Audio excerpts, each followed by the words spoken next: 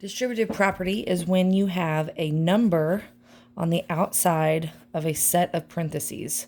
So inside the parentheses, we could have just an x and then maybe a plus 4.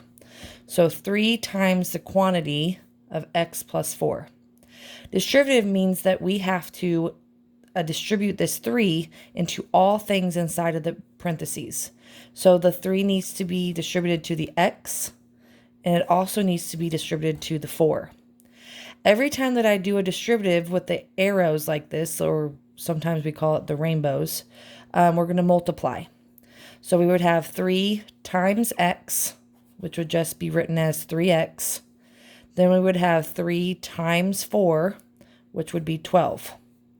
Since the 3 and the 4 are both positive, that makes the 12 positive as well. Another example could be 5, and then we could have a 2x minus 3 on the inside of the parentheses.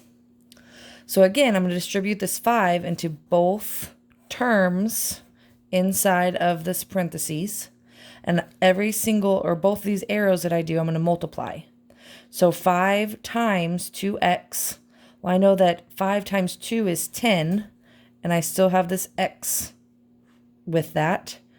And then I have 5 times 3, which would be 15. And I know that the 5 is positive and the 3 is negative. So anytime you multiply a positive by a negative, I'm going to have a negative answer.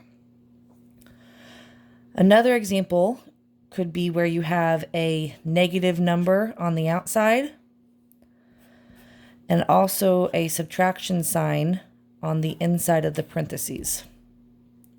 So when I distribute this negative 2 into the x and this negative 2 into this negative 6, I'm going to multiply both of these times. So I have negative 2 times x.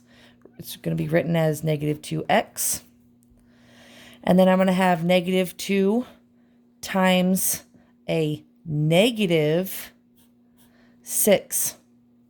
Negative 2 times a negative 6. Well, if I look at this, I know that 2 times 6 is just going to be 12. Okay, so I know that I can multiply the 2 and the 6. I got 12. Now I can worry about my signs.